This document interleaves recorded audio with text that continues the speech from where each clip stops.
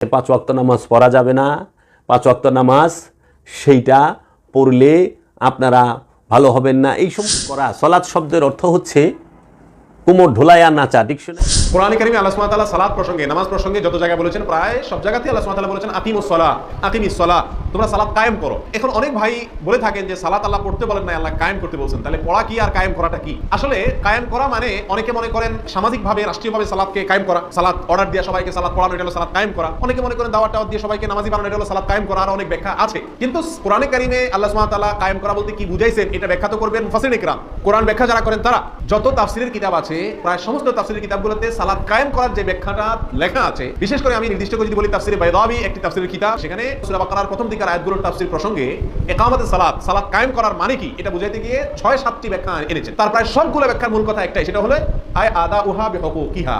সালাত কায়েম করা মানে হলো সালাত যেভাবে পড়া দরকার ঠিক সেভাবে পড়া। তার সালাত শব্দের অর্থ কি আর সালাত কাকে বলে? সালাত শব্দের অর্থ কি?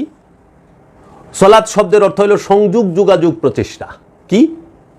সালাত শব্দের অর্থ সংযোগ, যোগাযোগ, প্রচেষ্টা। এখন সেই সংযোগ এবং যোগাযোগ প্রচেষ্টাটি কার সাথে হবে, কিভাবে হবে, কার সাথে সালাত তথা সংযোগ, যোগাযোগ, প্রচেষ্টা করতে হয়? সালাত কয় প্রকার সেটা পরে বলি। আগে আমরা জানি যে সালাত মানে কি। আমরা যারা নামাজ সালাত করতেছি, আমরা কি আদৌ বুঝতে পারতেছি যে সালাত মানে কি? সালাত মানে হচ্ছে, সালাত শব্দের অর্থ হলো সংযোগ, যোগাযোগ, প্রচেষ্টা।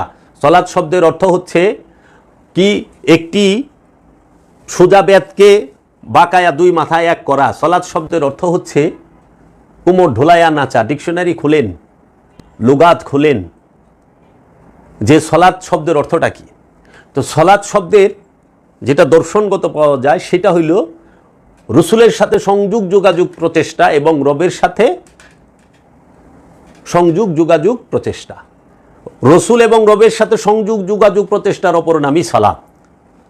আল্লাহ রসুলের সাথে এবং আল্লাহ রব্বুল আলামিনের সাথে সর্বক্ষণ সংযোগ, যোগাযোগ, প্রচেষ্টার অপর নাম সালাত। আমি চেষ্টা করেছি এই সালাত সম্পর্কে আপনাদেরকে অবহিত করার জন্য। এই আমার উদ্দেশ্য যে সালাতের মূল বিষয়টা যেন মানুষ বুঝতে পারে, এই নাগাও সালাতের মূল বিষয়টা যেন মানুষ বুঝতে পারে, আমার প্রচেষ্টা ছিল এইটা। সালাতের দুইটা দিক আছে, দুইটা প্রকার আছে, একটি বাহিরের দিক, অপরটি ভেতরের দিক। একটি মূল সালাত, একটি রূপক সালাত। একটি মূল সালাত, একটি আনুষ্ঠানিক সালাত, একটি হাকিকি সালাত, একটি মেজাজি সালাত, একটি ওয়াক্তি সালাত, একটি দায়মি সালাত। এখন প্রবলেমটা, সমস্যাটা যেখানে আমাদের প্রচলিত সমাজে, সেই সমস্যাটা হইল সালাত নিয়ে না, সেই সমস্যাটা হইল ওয়াক্তি এবং দায়মি নিয়ে। সালাত নিয়ে, নামাজ নিয়ে আমাদের মুসলমান সমাজে, আমাদের মধ্যে 73 ফেরকায় কোনো প্রকার দ্বিমত, অস্বীকার, অস্বীকৃতির বিষয়ই নাই। দ্বিমত এবং অস্বীকার, অস্বীকৃতির বিষয়টা হইল সালাতের প্রকারভেদ নিয়ে, সালাতের দিক নিয়ে, যে দায়মি এবং ওয়াক্তি সালাত নিয়ে। ওয়াক্তি সালাত নিয়েও মতভেদ আছে, দায়মি সালাত নিয়েও মতভেদ আছে। ওয়াক্তি সালাত 5 ওয়াক্ত অনেক ফেরকা স্বীকার করেন না, আবার দায়মি সালাতকে তো একটি দল ব্যতীত যাহারা আসলেই সুফি, সুফিবাদী এবং ওলিয়ে কামেল, ওলি আল্লাহর অনুসারী, যাহারা রিয়েল সুফি, যারা সাজছে সুফি তারা না, সাজই না সুফি না, ডিজিটাল পিসাব না, যারা আসলেই ওলিয়ে কামেল, তাহারা সর্বক্ষণ এই দায়মি সালাতকে শিক্ষা দেন এবং দায়মি সালাতের নিয়ম পদ্ধতি সমস্ত কিছু শেখান। তো ইসলামের কিছু মূলনীতি আছে, এই মূলনীতি মধ্যে সালাত সর্বশ্রেষ্ঠ।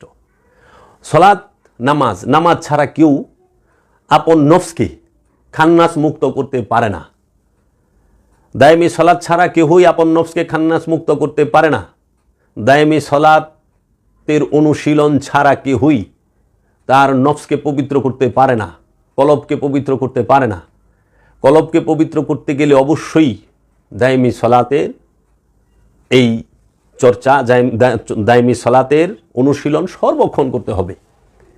এখন যে সমাজ, যে ব্যক্তিগুলো সলাতের দিক সম্পর্কে ধারণা নাই, সলাৎ সম্পর্কে ধারণা নাই, যদি জিজ্ঞেস করা হয় সলাৎ শব্দের অর্থ কী, সে বলতে পারবে না।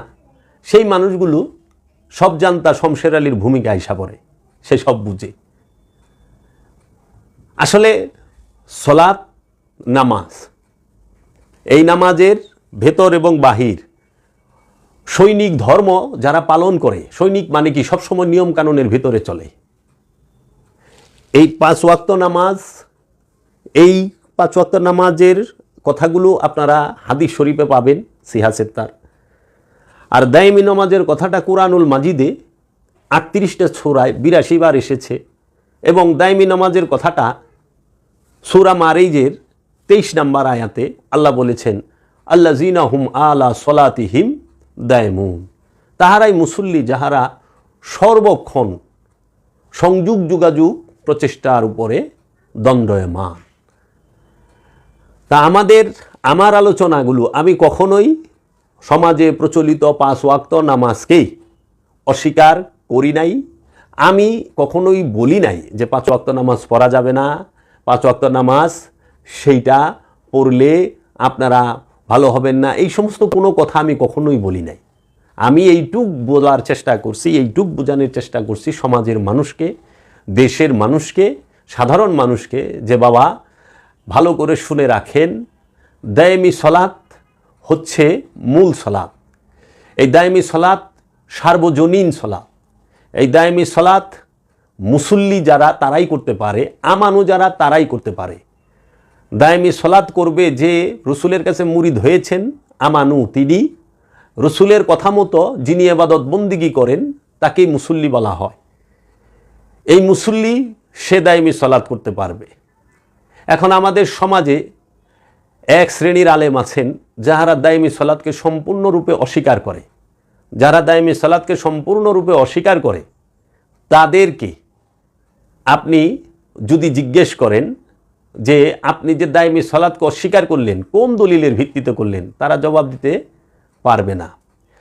তাহারা সমাজে যে ওলিয়ে কামেল, অলি থাকেন, মজজুব অলি থাকেন, সালিকিন থাকেন, আবদাল থাকেন, তাহাদেরকে তুচ্ছ তাচ্ছিল্য করে তাদেরকে বলে নামাজ নাই, রোজা নাই, মসজিদে আসে না।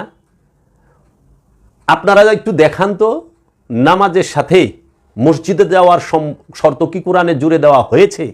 না, কেউ দেখাতে পারবে না। এগুলো পরবর্তীতে আপনাদের সুবিধার জন্য আপনারা তৈরি করেছেন। কিন্তু সলাতের সাথে রসুল সরাসরি যুক্ত, সলাতের সাথে মসজিদ নয়, সলাতের সাথে রসুলের যুক্ত হইতে হবে, রসুলের সাথে যুক্ত হইয়া সলাৎ করতে হবে। রসুলের কাছে অবশ্যই সলাতের জন্য যেতে হবে, কারণ প্রতিটা ইমানদারের ইমাম হচ্ছে, আমানুর ইমাম হচ্ছে তার রসুল। একমাত্র রসুলের কাছে যাই এই সলাতের শিক্ষা গ্রহণ করতে হবে। রসুলের কাছ থেকে মুরাকাবা মুশাহেদার শিক্ষা গ্রহণ করতে হবে। এখন এই সলাতের যে দায়মি সলাতটাকে অস্বীকার করা হয় সমাজের বুকে, কেন? কারণ দায়মি সলাতকে স্বীকার করলে রসুল, অলি আল্লাহ তাহারা সবাই এসে পড়ে। কারণ দায়মি সলাত করতে মুর্শিদ লাগে, রসুল লাগে, অলি লাগে। কামেল অলি ছাড়া, কামেল অলির হাতে হাত দিয়ে বায়াত হওয়া ছাড়া দায়মি সলাতের শিক্ষা গ্রহণ করা যায় না। আর এই দায়মি সলাত করতে হয় নির্জনে, নীরবে, নিবৃত্তে, একা। তাই আল্লাহ বলছেন সূরা বাকারায় যে তোমরা রুকু করো রুকুকারীর সাথে, প্রথমে জোড়ায় জোড়ায়, তারপরে একা একা। সূরা সাবার 46 নম্বর আয়াতে বলছে তোমরা সলাতে দাঁড়াও, আল্লাহর জন্য দাঁড়াও, সর্বপ্রথমে জোড়ায় জোড়ায়, তারপরে একা একা। জোড়া মানে হচ্ছে কে? আমানু মানে মুরিদ, আর তার ইমাম হচ্ছে রসুল। এই রসুল আর আমানু, মুরিদ আর গুরু, জোড়া। যখন জোড়ায় জোড়ায় আবাদত করে, রসুল শিক্ষা দেয় সলাৎ কিভাবে করবে, মুর্শেদ শিক্ষা দেয় সলাৎ কিভাবে করবে, মুর্শেদের থেকে সলাৎ শিখে সে মুর্শেদের সাথে বছরকে বছর সলাৎ করতে থাকে। এই সলাতের মাধ্যমেই তার মেরাজ হয়, সলাতের মাধ্যমেই তার কলব পরিশুদ্ধ হয়, নফস মুতমাইন হয়, কলব পবিত্র হয়, তারপরে গিয়ে মেরাজ হয়, তখন সে মুমিনে পরিণত হয়। তো কাজেই আনুষ্ঠানিক সলাত 5 ওয়াক্ত নামাজ যারা পড়েন এই আনুষ্ঠানিক সলাতটা করতে পারেন। এইটা প্রাইমারি লেভেলের, প্রাথমিক স্তরের, যে সমাজকে এবং পরিবারকে এবং নিজেকে একটু ভালো রাখার প্রচেষ্টা করা। কিন্তু দেখেন দায়েমি নামাজ যেটা, সেটা সর্বক্ষণ, সর্বসময়ে, সর্ব অবস্থায়, এটা যে বড়ই কঠিন। এই নামাজ আল্লাহ রাব্বুল আলামিন এই নামাজের কথা অসংখ্যবার কোরআনে বলছেন। এখন ওলি আল্লাহরা কি বলছেন দেখেন, আজ থেকে 250 বছর আগে আমাদের এই বাংলার যিনি সুফি সম্রাট ফকির লালন সাইজি, তিনিও তার কালামে বলে গেছেন, না পড়লে দায়েমি নামাজ সে কি রাজি হয়, কোথায় খোদা কোথায় সেজদা করি সদায়। না পড়লে দায়েমি নামাজ সে কি রাজি হয়, দায়েমি নামাজ না পড়লে আল্লাহ রাজি হবে না। কোথায় খোদা কোথায় সেজদা, আল্লাহ কোথায় আর সেজদা করতাছি কোথায়। তারপরে আবার তিনি আরেকটি স্থানে এই দায়েমি নামাজ নিয়ে বলেছেন, পররে দায়েমি নামাজ এ দিন হলো আখেরি, মাসুক রূপ হৃদয়ে রেখে দেখো আশেক বাতি জেলে, কিবা সকাল কিবা বৈকাল দায়েমির নাই অবধারী। তো দায়েমি সলাতের কথা আজ থেকে 250 বছর আগে, কি 150 থেকে 250 বছর আগে, যখন বাংলা ভাষায় কোনো প্রকার কোনো কোরআনের অনুবাদ ছিল না, তাফসির ছিল না, কোনো বাংলার জমিনে বিখ্যাত আলেমও ছিল না। 150 বছর আগে বাংলাদেশে ওইরকম বিখ্যাত কোনো আলেম ছিল না। সেই সময় ফকির লালন সাইজি দায়েমি সলাতের কথা ভুলে গেছে। এইটি আছে কোরআনের 70 নম্বর সূরা মারিজের 23 নম্বর আয়াতে, আল্লাযিনা হুম আলা সলাতিহিম দায়মুন। আল্লাযিনা যাহারা আলা উপরে, সলাতিহিম তাহাদের সংযোগ যোগাযোগের উপরে, দায়মুন সর্বক্ষণ সর্বসময় সর্ব অবস্থায়, তাহারাই মুসল্লি যারা তাদের রসুলের সাথে সংযোগ যোগাযোগ প্রচেষ্টায় সর্বক্ষণ অবস্থান করে। তাই সলাত মানেই হচ্ছে টু কানেক্ট, রসুলের সাথে উম্মত যুক্ত হয়ে যাবে, আল্লাহর সাথে বান্দা যুক্ত হয়ে যাবে, গুরুর সাথে মুরিদ যুক্ত হয়ে যাবে, পীরের সাথে মুরিদ যুক্ত হয়ে যাবে। এই মুর্শিদের সাথে, রসুলের সাথে, রবের সাথে সম্পূর্ণরূপে যখন একজন আমানু যুক্ত হয়ে যায়, তখনই তিনি সলাতি, তিনি মুসল্লি, তিনিই মুসল্লি। এই নামাজ আমাদেরকে কে শিক্ষা দেবে? ওলিয়ে কামেল।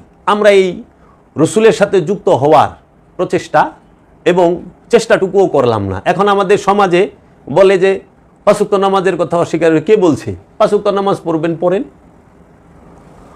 আমি বুঝাইতে চাইছি নামাজের 2টা দিক, একটি ভেতর একটি বাহির, একটি দায়েমি একটি ওয়াক্তি, একটি হাকিকি একটি মেজাজি, একটি আসল একটি অনুষ্ঠান।